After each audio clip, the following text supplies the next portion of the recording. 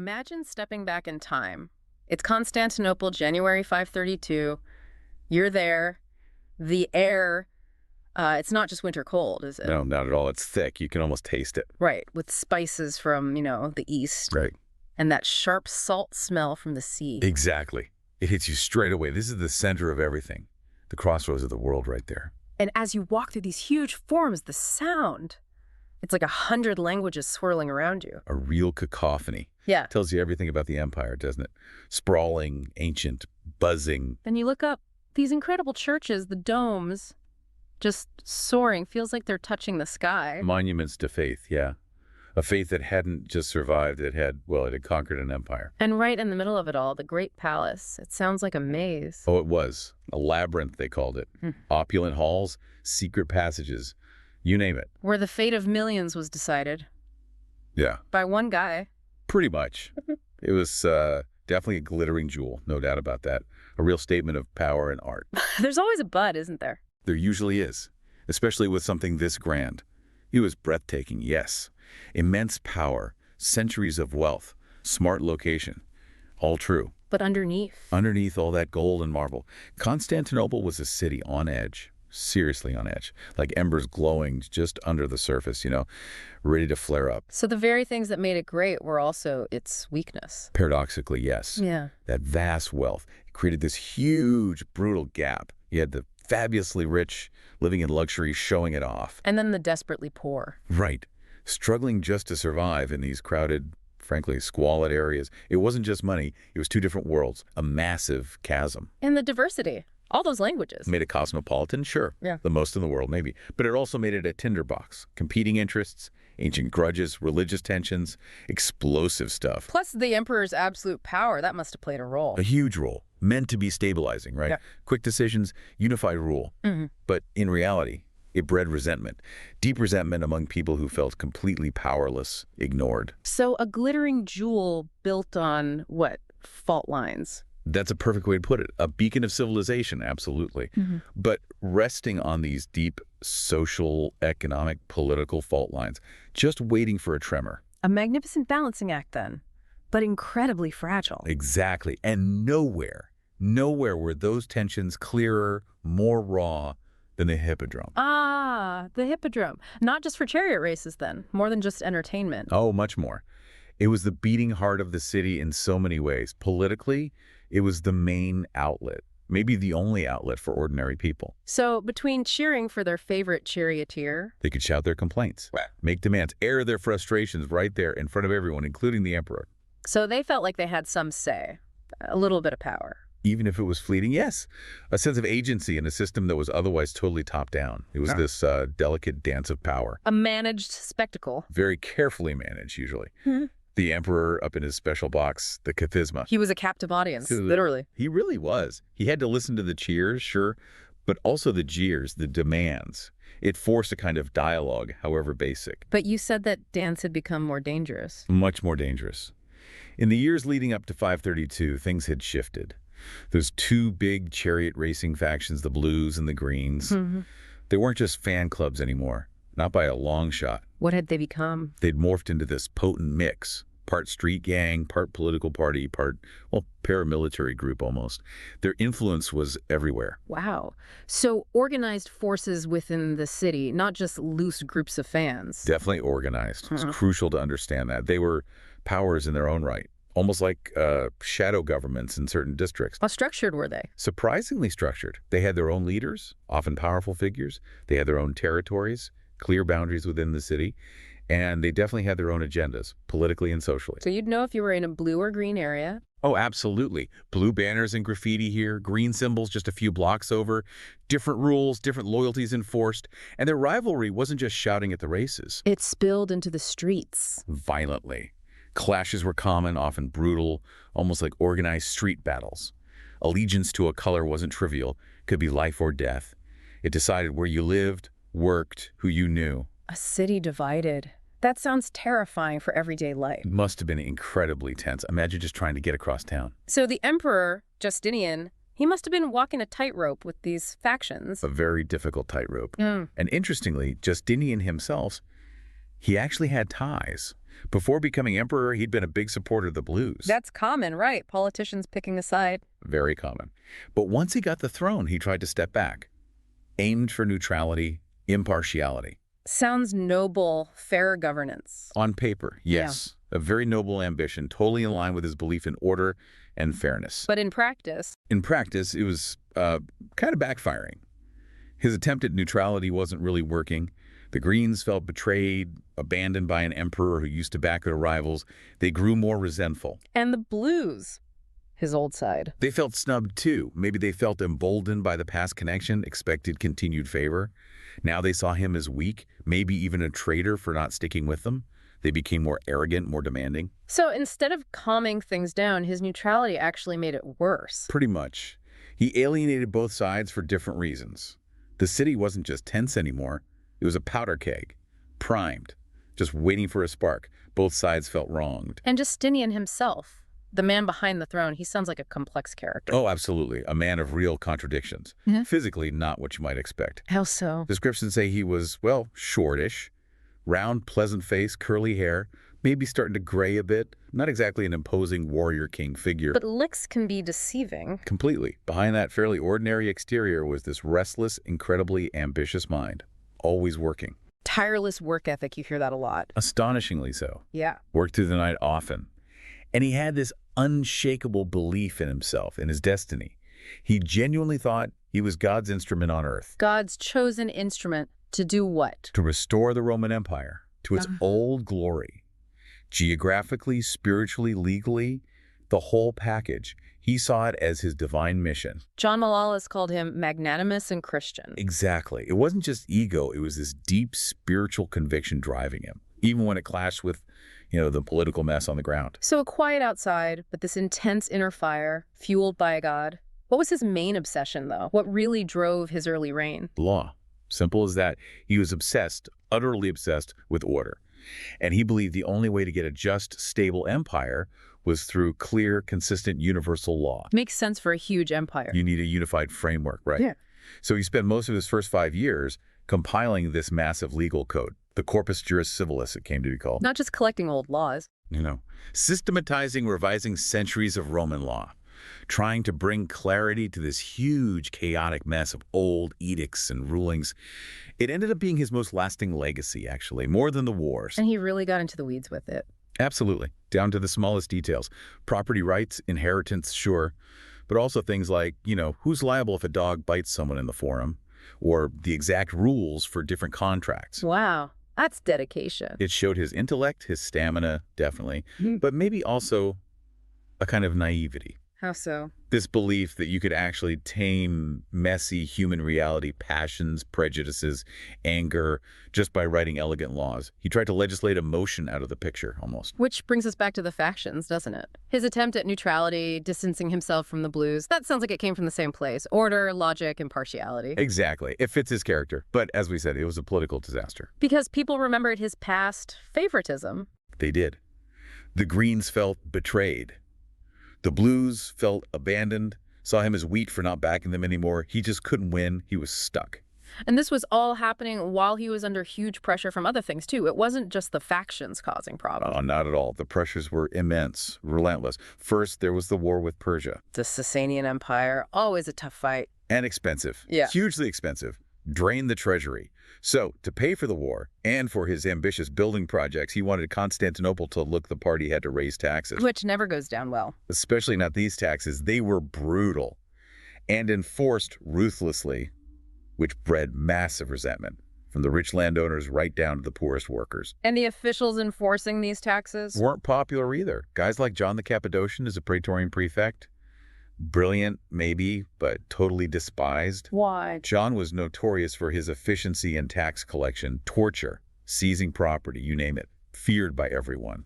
And Tribonian, the legal guy, accused of corruption, selling justice, undermining the very system Justinian was building. So the emperor's own men were part of the problem. See this as cruel instruments, yes. Yeah. And then you had the old guard, the senatorial elites. The aristocracy, they didn't like Justinian. Not one bit.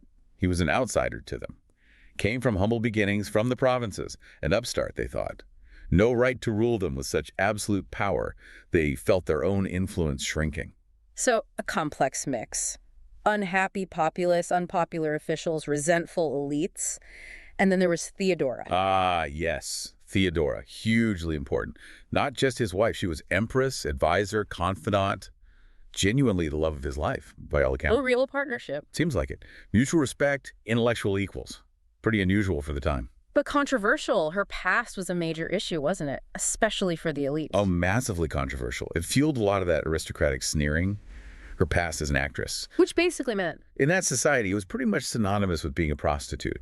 Huge social stigma. For an emperor to marry someone like that, scandalous. He had to change the law, didn't he? He did. Repealed a specific law banning high-ranking men from marrying actresses, just so he could marry her. Shows how much he loved her. But it didn't stop the gossip. Nope, probably made it worse. The elites already hated Justinian's background and power. They saw Theodora as this low-born schemer who bewitched him, who had far too much influence, a symbol of everything they felt was wrong with his rule. So putting it all together, Justinian's caught in this incredibly tangled web, partly his own making, partly just the circumstances. Exactly. His grand dreams of this perfectly ordered, unified empire kept crashing against messy reality. Human nature, political backstabbing. You wanted order, but presided over a city constantly on the verge of chaos. Precisely. And he was about to come face to face with the one thing his laws couldn't control. The raw, untamed power of the mob. Which really raises the question, how do you rule a city, an empire, that just doesn't want to be ruled the way you think it should be? It's the core of his dilemma, isn't it? Yeah. And as we'll see, the answers weren't going to be easy or peaceful. Those fault lines were about to rupture. Which brings us to the spark, the flashpoint. It seems so small, almost trivial looking back. Often the way, isn't it? It started inevitably with a chariot race. In the Hippodrome, of course. Blues versus greens again. Naturally. The rivalry boiled over, violence in the streets. Pretty standard, sadly. But this time, it led to arrests for murder. And under Justinian's new legal system. Justice was meant to be swift, severe, show imperial authority. So the guilty were sentenced to be hanged. But something went wrong, January 10th, 532. Yeah, it went spectacularly wrong. The execution was botched. The scaffold actually broke. Seriously? Seriously. And two of the condemned, one blue, one green, survived the fall. Injured, but alive. Wow. What happened then? Well, some monks nearby saw this. Divine intervention, they thought. A miracle. So they rushed in, grabbed the two survivors, and whisked them away to sanctuary in a church. Defying imperial justice. Directly. Pious act, maybe, but it hugely escalated things. The whole city just held its breath. What would Justinian do now? His authority was challenged. And he was in a tricky position already, wasn't he? With the Persian War negotiations. Exactly. Delicate peace talks ongoing. The absolute last thing he needed was a major riot in the capital, messing things up. Right. Weakening his hand. So he tried to compromise. He did. Tried to be pragmatic, show mercy, but keep order. He commuted the death sentences to imprisonment. Okay. And then, hoping to distract everyone, maybe channel the energy, he scheduled a special chariot race for January 13th. A classic Justinian move, you said. Solving passion with procedure. Textbook Justinian. Believing a structured event, a show of leniency, could fix it all. But it was a massive miscalculation. He just didn't grasp the depth of the anger out there. You can just imagine the atmosphere in the Hippodrome on the 13th. Packed. Tension you could cut with a knife. Absolutely thick with it. People weren't there for the race. They were there for something else, a showdown, all eyes on the imperial box. And when Justinian came out? A huge roar went up. Massive. But it wasn't welcoming. Not at all. It was pure defiance. And then the chant started. Yeah. And this was the shocker from both sides. Blues and greens, together. A single chant getting louder and louder. Nika, Nika. Victory. But not for the race. Not this time. That simple sporting cry transformed. Instantly, it became a cry of unity, a cry of rebellion, a declaration. Blues and greens united. That must have been unprecedented. Almost unthinkable. Yeah. Their bitter rivalry just gone, wiped away, because they had a common enemy now. And the enemy was? Right there, in the imperial box. The enemy was Justinian. He was the focus of all their rage. How did he react? He must have been stunned. Looked completely stunned, yeah. Terrified, probably. Here's this man of reason, of law, facing this wall of pure, raw emotion. He hesitated, tried to speak, placate them. But it was useless. Totally useless. His words just vanished in that thunderous roar of Nika. It just got louder, more insistent, like the whole building was shaking. That powder keg was lit. The spark had landed. His attempt to cool things down just fanned the flames. The inferno was about to erupt. And erupt it did, fast and furious. That hesitation from Justinian, that was the signal, wasn't it? A sign of weakness. Fatal. The crowd saw it, felt it. The Nika chant shifted from defiance to, well, a war cry, an outright call to insurrection. And they poured out of the Hippodrome? Tens of thousands of them, a human tide of pure anger, frustration, just flooding into the streets. Constantinople, this glittering jewel, suddenly completely at the mercy of the mob. Yeah. Leaderless, but incredibly powerful. Where did they head first? The Praetorium, city prison. Symbolic target, right? Imperial authority and justice. They stormed it. Overwhelmed the guards easily, armed with stones, clubs, torches, anything they could find. They freed the prisoners. You joined them, I assume. Eagerly. Swelled the numbers, made it even more chaotic, and then they set the prison on fire. And the fire spread. Like wildfire. Fanned by that cold winter wind.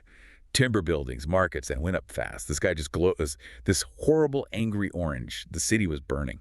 Seriously burning. Justinian must have been watching this from the palace, horrified. This wasn't a protest anymore. No, this was full-blown insurrection, a direct challenge. So the next day, January 14th, with the city still burning, he made a desperate move. He went back to the Hippodrome after the day before. He did, faced the crowd again, offered more concessions, more races, more bread, and he actually fired his most hated officials. John the Cappadocian and Tribonian, the ones they were demanding? The very same. Yeah. Publicly dismissed them. It was a huge climb down for him, utterly humiliating for an emperor who believed he ruled by divine right. A clear sign of weakness. But it was too late. Way too late. The mob wasn't interested in concessions anymore. They'd tasted power, seen the emperor bend. They wanted more. What did they want? A new emperor.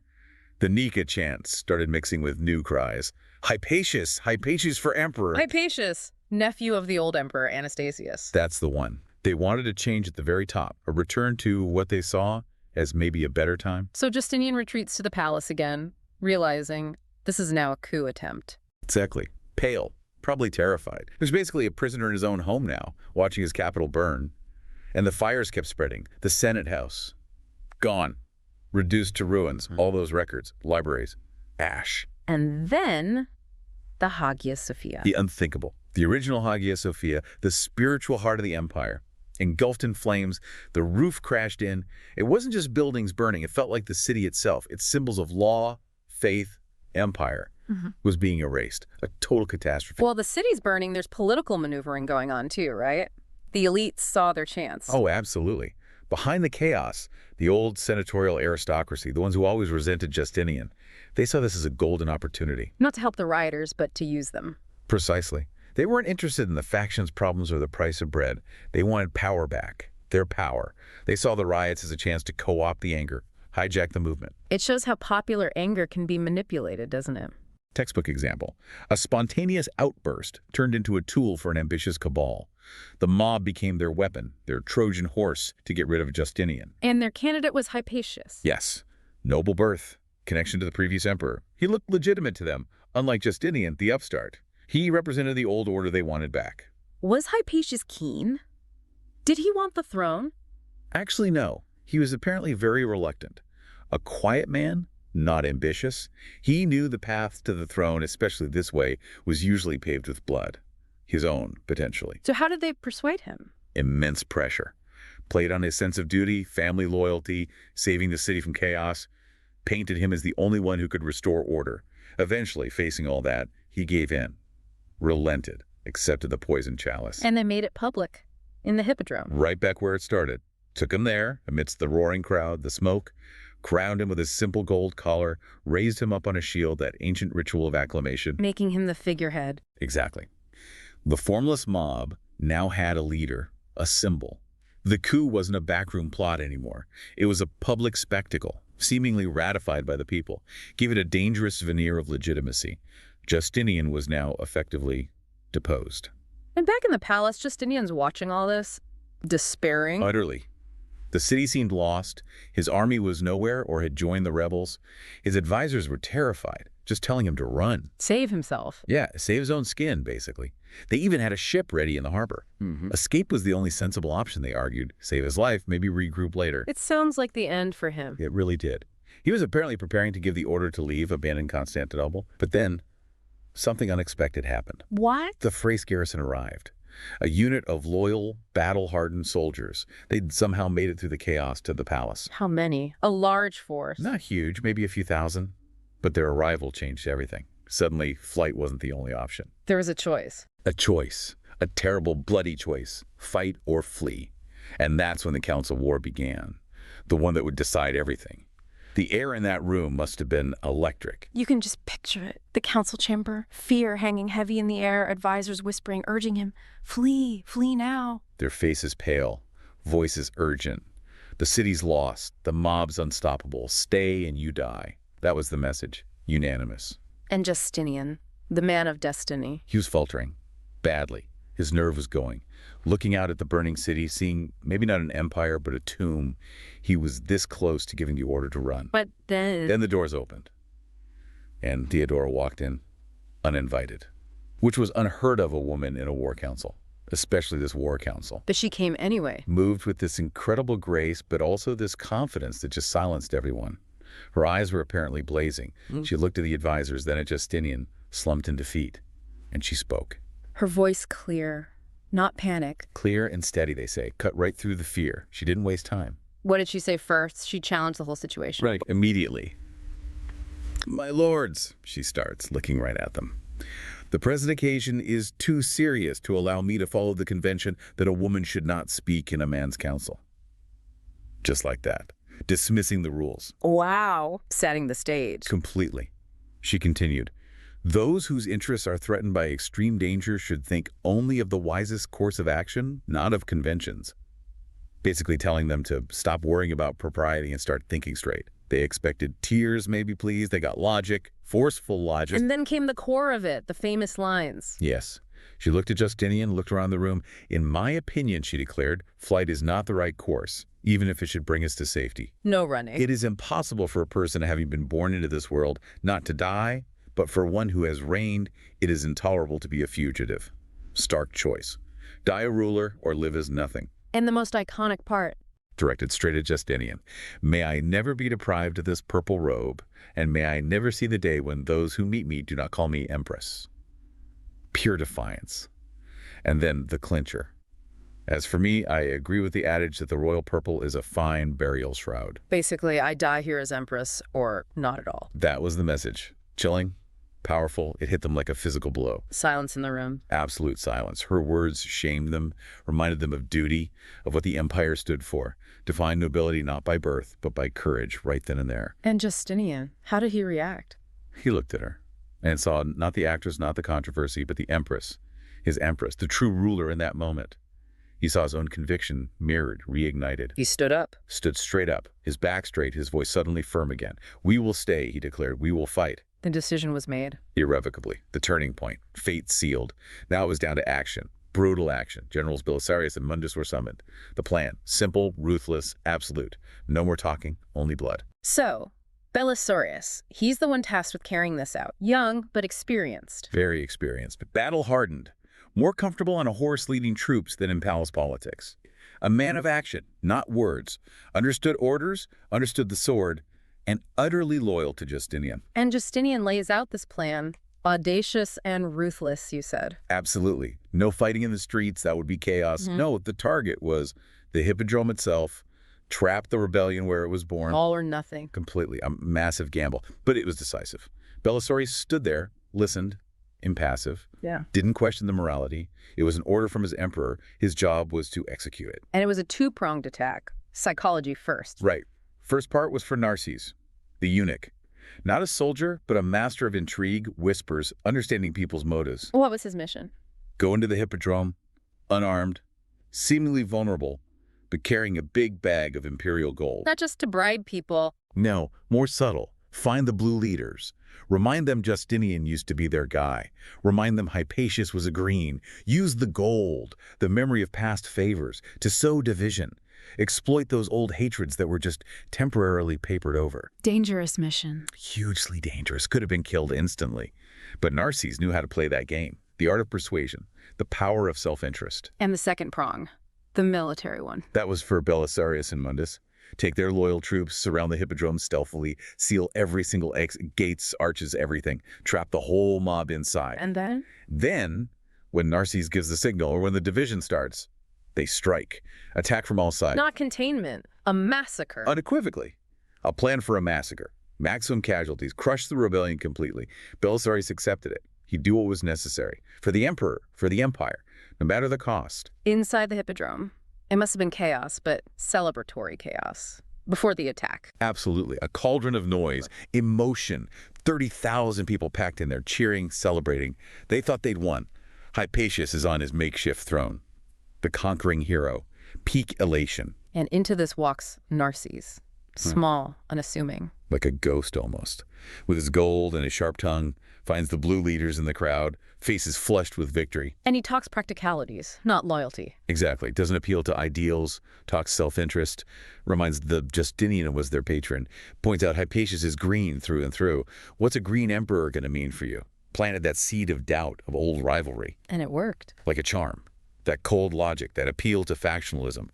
It cut right through the celebration. The unified Nika chant started to falter. Replaced by confused murmurs, then angry shouts between blues and greens. The old hatreds flared right back up. Suspicion, fear, that fragile unity just cracked, dissolved right there. perfect timing for the next phase. Couldn't have been better. Yeah. Suddenly the trumpets, but not race trumpets, war trumpets.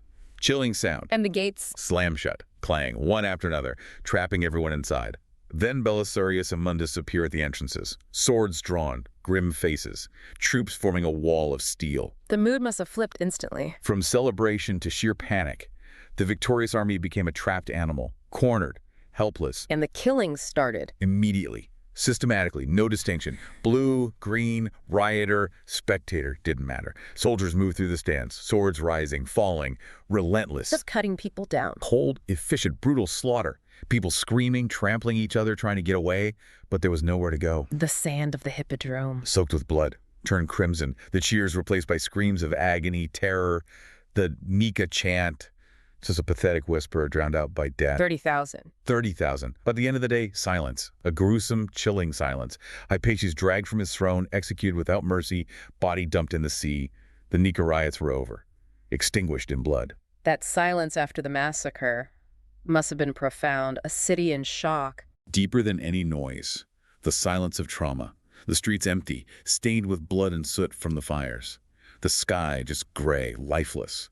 A funeral shroud over the city. And Justinian, back on his throne, he'd won. He'd won, survived, crushed the rebellion, eliminated his rivals. But at what cost? You didn't see triumph in his eyes, apparently? No joy. He'd saved the empire but lost his city. Morally, at least. In a way, yes. Paid a terrible price. This was the turning point for him. He came out of it harder, more ruthless. No more illusions about ruling by consensus. From now on, it was rule by fear, by iron will. He learned a bitter lesson about power and the people he ruled. And he started rebuilding immediately, making his mark. Almost instantly. Long, hard task. Rebuilt the Senate House symbol of order restored. And most famously, the new Hagia Sophia. Not just a replacement. Oh no. A statement. A defiant, awe-inspiring monument to his power, his piety. The wonder of the Christian world, showing everyone he was still in charge, favored by God. What happened to the factions? The blues and greens? Broken. Utterly broken. Leaders dead. Members scattered. Power shattered. They'd never again be a real threat to the emperor. The Hippodrome went back to being just for entertainment. The political teeth were pulled. Imperial control, absolute. So, thinking about the legacies, Justinian himself ruled for decades more, right? Another 33 years. A long reign. Reconquered territories, built incredible things, and of course that legal code, the Corpus Juris Civilis, his most lasting impact. But always haunted. Always haunted by Nika. The screams, the blood, the choice he made, it stayed with him. And Theodora, the empress who wouldn't run. Became his most trusted advisor, his partner in power, truly. Her intelligence, her courage shaped the empire, proved nobility wasn't about birth, but character. An empress in her own right, a formidable figure. And Belisarius, the general who carried out the orders. Went on to be one of history's greatest commanders. Brilliant strategist, celebrated victories. But he too carried the weight of the Hippodrome. Knew his hands were stained. Chose duty